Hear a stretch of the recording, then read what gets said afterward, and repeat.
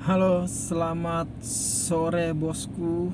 Semoga dalam keadaan sehat, sukacita, walaupun sore, semangat harus semangat pagi. Ya bosku ya, semoga di sore hari ini, di hari ini khususnya kita selalu terhindar dari sakit penyakit, terhindar dari virus corona. Oke bosku, tetap saya akan memberikan pandangan hukum di sore hari ini bosku. Saya juga baru selesai sidang, sudah capek, tapi saya mau memberikan pandangan hukum kepada bosku ya. Oke bosku, hari ini mungkin kita bahas tentang, mungkin bosku sedang mengalami permasalahan hukum, sedang menjalani proses hukum, dan sedang memakai jasa pengacara atau penasihat hukum. Mungkin pertanyaan kita sama, apakah pengacara, penasihat hukum, advokat dapat membebaskan kita dari jeratan hukum? Itu mau kita bahas bosku.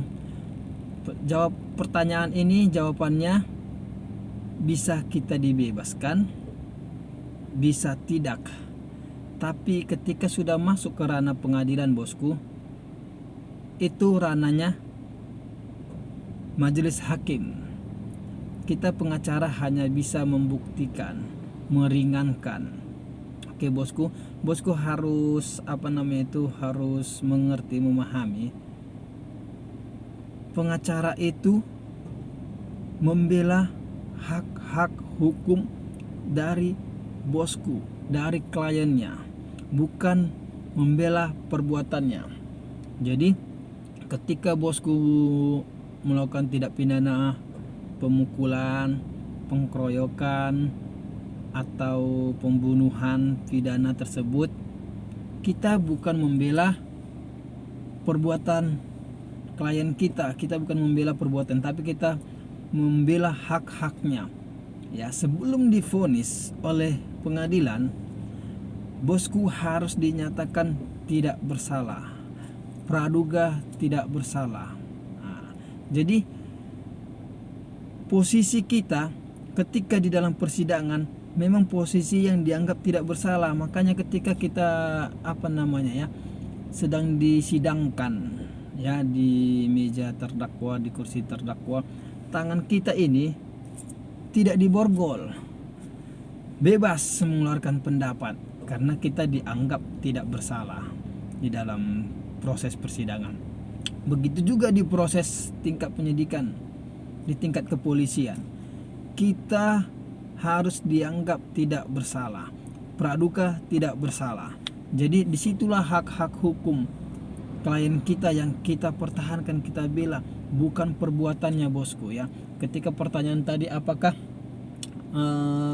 kita bisa dibebaskan dari jeratan hukum ya, ketika bosku itu memakai jasa pengacara, bosku itu harus jujur kepada pengacara tersebut.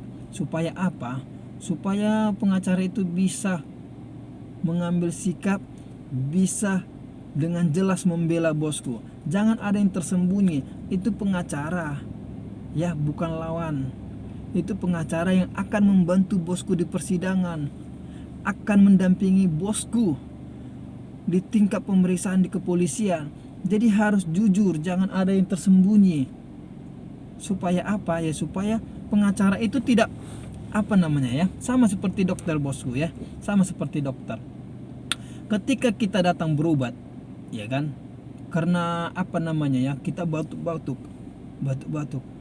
karena takut kita dikatakan faktor rokok yang membuat kita batuk-batuk, kita bilang kita jarang, sekali-sekali merokok tapi tidak sering, nggak tahulah tiba-tiba ini batuk, ya kan. Jadi dokter kan melihat, oh berarti batuk ini bukan dikarenakan rokok, maka dia akan ngasih obat yang lain, yang seharusnya ketika kita batuk diakibatkan adalah rokok, maka dokter akan mengasih obat yang tepat, karena kita betul-betul batuk karena rokok. Kita akan dikasih obat yang tepat.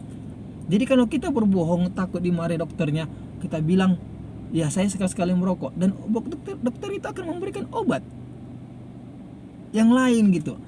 Jadi pengobatannya tidak maksimal. Sama seperti itu yang saya katakan tadi.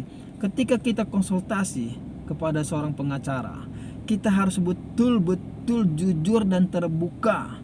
Supaya apa? Supaya segala upaya hukum dapat digunakan oleh pengacara tersebut untuk membela bosku kliennya. Segala upaya hukum yang menurut hukum yang boleh dilakukan pengacara akan dilakukan ketika kita jujur. Nah, jangan tidak jujur, biar pengacara tersebut bisa membela saudara dengan maksimal. Kedua, pengacara tersebut jangan diintervensi ya.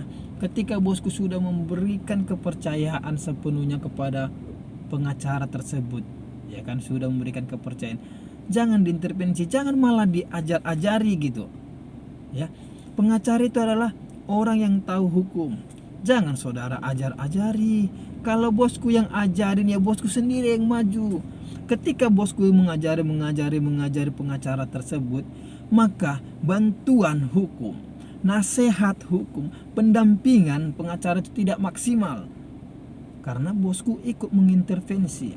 Sama seperti ini contohnya bosku. Saya kasih contoh ya.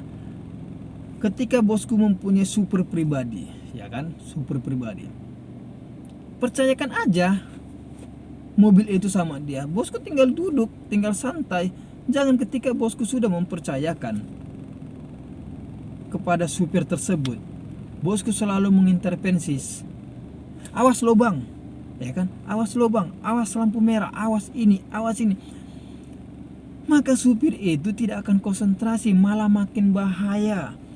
Kalau saudara atau bosku tidak percaya dengan supir itu, ganti. Sama seperti pengacara. Kalau bosku tidak percaya dengan pengacara itu, ganti, jangan diintervensi. Sehingga bantuan yang diberikan kepada bosku, nasihat yang diberikan kepada bosku itu tepat ya, jangan diintervensi, harus dipercayai ya bosku. Oke, itulah tadi sekedar pandangan ketika bosku sudah mengalami masalah hukum. Pertanyaannya, apakah pengacara dapat membebaskan bosku dari jeratan hukum? Jawabannya boleh, jawabannya tidak. Yang pastinya ketika sudah masuk ke ranah pengadilan, itu ranahnya majelis hakim untuk memutuskan.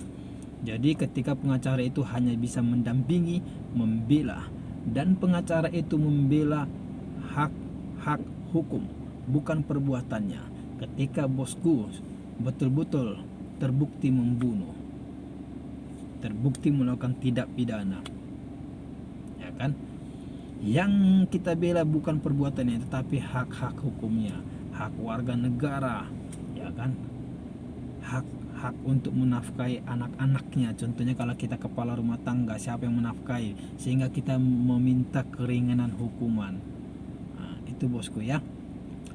Jadi ketika bosku juga memakai pengacara, lebih hati-hati, lihat pengacaranya, lihat ketika bosku menjelaskan apa responnya, apakah dia memahami permasalahan yang sedang bosku hadapi. Oke, tetap semangat ketika kita menghadapi masalah, selalu hati-hati, jangan terlalu buru-buru. Oke, salam.